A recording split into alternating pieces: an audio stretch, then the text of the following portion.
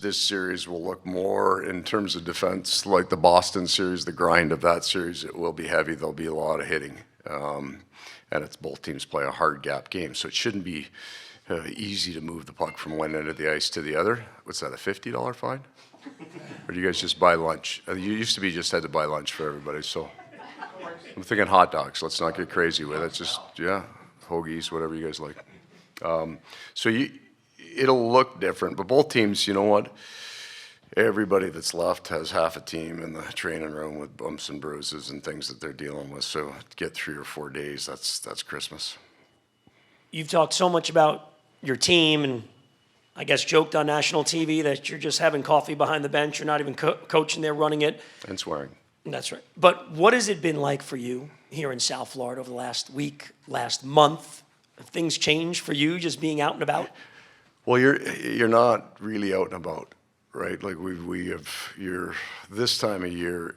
In some ways, it's way more work, and then in some ways, it's a lot less. You're not preparing for another team, but you kind of live hotel, rink, and home, so you're not around. I opened up my garage there after the series and took the garbage out, and 4 people walked by and said, "Hey, congratulations!" So that would be like the first time.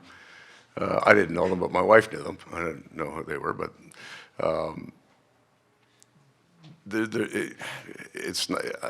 I haven't had a lot of occasion to kind of get away from it, and I'm not looking to, right? You're at the rink, you're at home, and you're all dialed in on what you're doing, but it's awful nice walking outside, blue sky, the temperature that it is.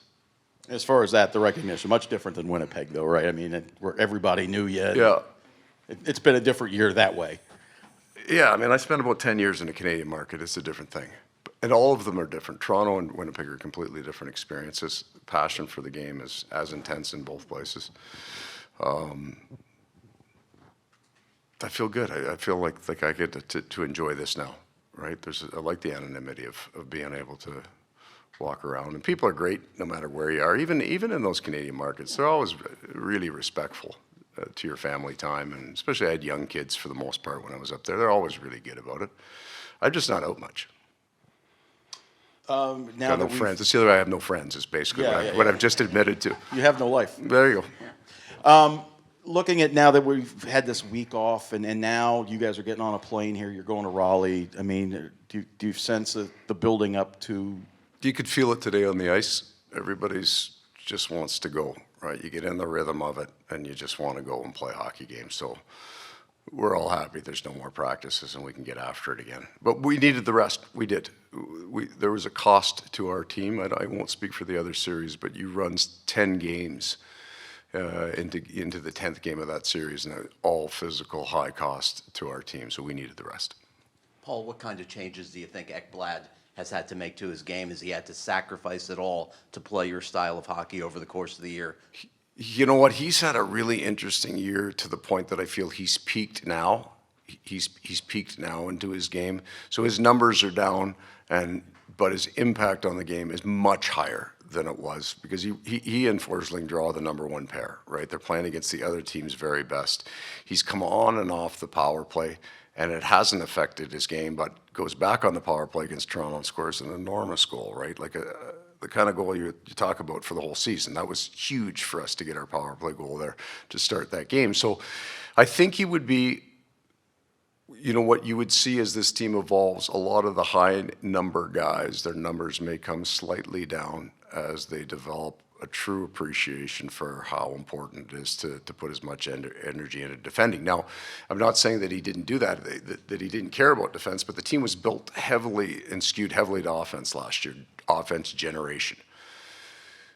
What the challenge is for some of those guys is then to value their game even when their points aren't there. And I would say that's also true of fans, right? This guy hasn't scored in 4 games. Who cares, right? You won't remember this name, but I'll give you an idea. We're going into the Stanley Cup final, and Rod Brind'Amour played on the team, and I got a question, you know, what are you going to do without Sammy Kapanen scoring? He was our high-scoring winger, and he hadn't scored much. Well, who cares? Right? We just won the last 3 rounds. Why would we care if he ever scores another goal? Just do what you're doing. Somebody else will score. So the offense then, it doesn't need to be Barkov scoring. Nick Cousins can do it just fine, and we're just as happy. One more quick unrelated thing. Any of the under-the-radar free agent signings that Bill made last summer or waiver claims, any one of those guys sort of exceeded what you thought they might be? Who comes to mind? All of them, Josh Mahara, right? So we take him, and he doesn't come out of the lineup. So this is a guy that was fighting for his hockey career to become not even necessarily the first step to become regular, to get in enough games in the season that maybe next year somebody else would consider you a regular. He comes in, doesn't miss a game. And now where his game is today to where it was at the start is night and day. And that's like all the player, right? The confidence, the difference in a confidence in a player. And it's not the coach tapping you on the pads and saying, hey, you're really good. It's not that. It's the real stuff in the room where you put enough shifts together when you've hit somebody, when you broke a puck out, when you blocked a shot, you did something hard that you get recognition by your teammates. That's how they build their confidence. They know they did something right. And he's the guy that pops in, that he's exceeded expectations for sure. Paul, just quickly on Aaron Ekblad. He wasn't out there today. Yeah. And, Everybody's good for tomorrow. I want to ask you about just starting on the road. You've talked about it a couple of times, just I guess the comfort level of being able to go out on the road stress-free. So you're doing it for a third straight series. You've also talked about routines of the playoffs. Right. Just round 3, starting on the road again, just kind of where's the Yeah, comfort well, we level would at? love to have the option not to, but we didn't earn the right, right? Like, given a choice, you probably want to start at home because that meant you finished ahead of the team you're playing. That's not going to happen to us. But then all of the great things, I think, about being on the road are even more magnified in the playoffs as you move on. Because right now, it's the closest room it's ever been. Every day you have some success, you win the first round, man, they're happy getting on the plane going to Toronto. Well, now we've run 2. So they are a tight group. So we have lots of fun on the plane. We have a team meal tonight when we go in like we do every start. So the road becomes a great place for them to reconnect. You know, they spent 4 or 5 days at home. Now they get back on the road. Everybody's excited to get on the plane. A couple of things. I think it was the game you lost here against Toronto. I think it was 3-1. You came in, and I think you made a comment about how nobody picked us anyway in the series or whatever it was. It was probably one of them guys. But I think I was trying to, well, I know exactly what I was trying to do. There are only extremes in dealing with the Toronto media. And it has nothing to do with the Toronto media. It is the pressure that's on that team. Every story is extreme, and that starts in training camp. So we lost a game. And at no point did anybody say, well, if you just play your game, you should beat Toronto 4 straight. Like, so the feeling that I was getting from the media at that was catastrophic. Clearly the sign of Armageddon. It's over for you.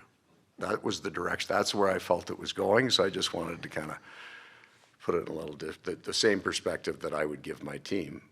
But along those lines, what I was going to ask was you know that most of the experts had different opinions Right. about round 1 and round 2, and they probably do about this round as well. I'm not saying they were wrong. No, but does that matter? I mean, is that when you're playing for a Stanley Cup? I can't imagine you have a No. whole lot more motivation. But does that matter to the room at all? No, this not goes even a against the little world bit. thing? The making the playoffs is way harder than people think. But I understand when you miss, for those 3 or 4 teams that miss the playoffs, a lot of times people get fired for that, right? So I get that, the extreme of it. But when you cull half a league, those other 16, Boston was the best team by far going into that. But the gap between Boston and us wasn't as big, I don't think, as they were deeper for sure. But that gap of the top 16 means that if one of those teams from, let's say, the bottom 8 can get 1 or 2 pieces of their game going, they can close that gap. So we all have talented players. Nobody ever said, hey, you don't have enough high-end talent on your win. It was all about depth. But our depth's been really, really good for us. So there are 2 or 3 pieces of our game that have kind of closed the gap. So we feel as confident as you can be. I mean, analytically, Carolina's the best team in the league. That's just a fact. One quick follow on a different path. You watched Keith Tkachuk for a long time, obviously. Are there things that Matthew does that remind you of his dad? And have you ever thought about how tough it is when your father is one of the all-time best to do it, and you try to follow in that path, the pressure that comes with And then there's that 2 name? of them, right? Yeah. For sure. I mean, I can only project an idea on what it must have been like The first piece was it would be really hard if you weren't as gifted as those two young men are, because it didn't, like they're playing in the NHL, they're great players regardless. I do think they must have had fantastic mentorship, because I've seen him move around the room from day one, and he's a great pro, but he's a great person. It's the way he treats all the people that he doesn't have to treat with the respect he does, the bus drivers, the trainers, all of those people. And I'm not lying to you. Like, I think we got an exception, but over 28 years, there's been some asses in there, right? So I wouldn't come up and say, oh, he's the greatest guy ever. I'd just say, he's a real good guy to somebody. Somebody likes him out there. I haven't met that person yet, but you know what I mean? I wouldn't lie to you about it. He's an exceptional guy. And even over the course of the year, he's kind of matured, and he wasn't immature, but he's just grown into that leadership role. And he's one of those guys that can touch everybody in the room, whether it's the fourth line guy or the extra guy. He's got he plays a gritty game. He also plays a very highly skilled game, so he can connect with everybody in the room. The one thing I would say in terms of watching it, there's a heaviness to both of them. If you walk by Matthew and you slap him in the back, it's like a bull. Like, he's just heavy, right? And when he runs into people, sometimes he's not carrying a lot of inertia, but boom, he's just got to wait. He gets to the net front. Both of them were impossible to control. Paul, I just want to ask you, the Heat shirt on, just what's it been like kind of running parallel, these two teams, 2 8 seeds, making it to the conference finals? So that would be back to the question of being out in public, or where people think that's really cool here. I do too. I don't know anything I know as much about basketball as I do about goaltending. I know it's fun to watch. Not sure what the hell they're doing. But it's 5-on-5, right? I get that. But there's a connection now between the two teams through sports fans down here. So there's hockey fans that are probably like me, but now they're dialed into that because it's just a great story, and it's fun to be a part of, right? We're both going to try to do our half. Like, wouldn't it be unbelievable in 2 weeks if we were both still playing? Craziness in this town, right? That's why George and I are going in on a sports bar together.